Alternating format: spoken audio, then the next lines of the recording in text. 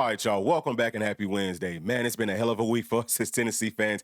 We're landing so many really good players. I think that we're going to end up finishing strong. And then we've got guys like Steve Wilfong telling us that we might be able to get to the top five. We'll be covering all of that today. Please do make sure to like and subscribe to the channel. We're going to start right here just because I want to celebrate Coach Inge, bringing up all these great linebackers since last season. These are all of those guys ranked in order based off of their on-three player ratings. And actually, this season, we added two guys that are better than anyone that we added last year. So he's not slowing down. He's just picking up more steam. I'm super proud of what he's doing.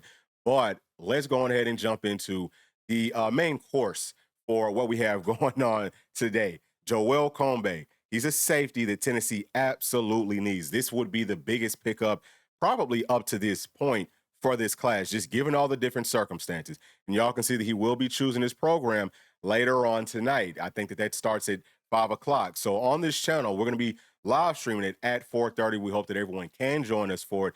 But man, he can do it all, right? Like we talk about safeties, and yes, they have to be able to play it over the top, that deep coverage, and they have to understand football. He can do all those things.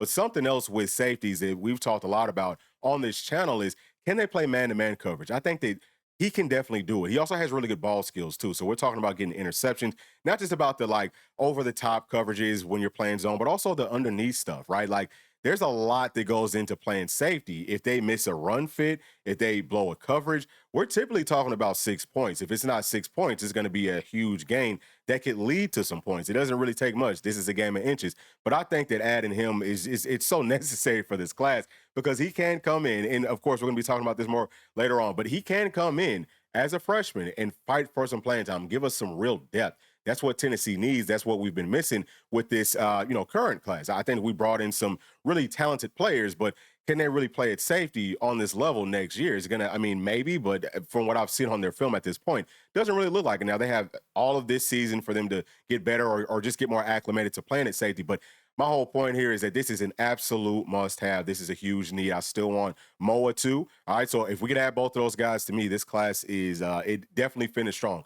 Even if we don't add anybody else, because yeah, we could maybe add some guards or like add one guard, maybe add another offensive tackle, and then another one on defense. But that's really it. I mean, obviously, it would be huge for us to add guys like Savion Hyder, but those aren't really needs. Okay, so this is absolutely critical. And let me also show y'all this because, as we said, it was Steve Wiltfong who said that he feels like Tennessee could finish top five. So this is the updated on three team rankings, and y'all can see that Tennessee is down here at number 13. And also look at the averages here. So that's something that I'm pretty big on is the overall player averages. So Tennessee's at an 89.63. And that would be in this class because it actually changes some from class to class, but this would technically be in the 4-star range. So we are doing a great job of bringing up talent. And then you can see that Florida is right behind us at number 14. They only have 16 players, though, and their average player rating is higher than what Tennessee's is. So I could see a world where if they add more players or when they add more players, they could maybe jump Tennessee. But would we add more players than what they add at the end of the day? If you like to follow this type of stuff, I think that that's going to be the final factor in, the Tennessee rank over Florida, but you always want to be over them. It feels like for the past few seasons, Tennessee and Florida, we've been very, very close. So can Tennessee get to the top five? Well, let's take a look at the top five. We can see that Alabama, they have 19 players just like Tennessee, but they have 5 stars with 8 4-stars. And then they have 6 3-stars. So they're not done adding players. I think that most teams will at least get to 25 this year. Some teams are going to be up at 30, maybe 30 plus, right? So Alabama is probably going to be tough for us to pass them. You can see what their average player rating is too. I mean, they're just bringing up really, really good talent. Look at the Buckeyes. Like you got to watch all these teams in these areas. So the Buckeyes, they have 21. Oregon only has 14. Oregon has a great chance to shoot up a lot. LSU, same thing. What about Michigan? Michigan's got 21, so they have more than us. And their player rating is actually, I think, lower than what Tennessee's was. Let me come back and double check it. Yeah, so theirs is just a little bit lower than what Tennessee's is. So, I mean, is it possible, right? Like looking at some of these other programs. USC, they're probably done. They have 31 players. Maybe add 1 or 2 more. Georgia's pretty close to being done. They'll probably get up to like 30. A&M, they'll, probably add a few more. I could see them being top 5. I could see all of these top 3 finishing top 5. USC, maybe they could get bumped out just because their average player rating is going to be maybe lower than some of these other guys. Well, actually, shoot, Georgia, man. I could see Georgia maybe.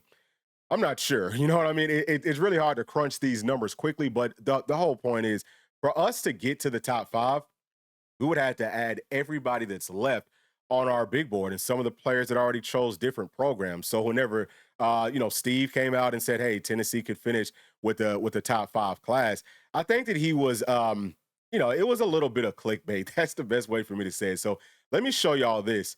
These are the players left. We would have to add every single one of them for us to be top five. The guys that I have in white, Tennessee's gonna try to flip them, but I don't see that happening, honestly speaking. So that right there just pretty much blows it. You say, okay, well, there's no realistic way for us to get to the top five, but this is actually ordered based off of the players on three player ratings. So the ones up at the top, looking at Savion Hyder, who I think Tennessee's in a great spot with, Tristan Keys, who I keep on going back and forth with, but every time I think I want to take him off and make him that lighter shade of green, where it's like, maybe we could land him, but probably not.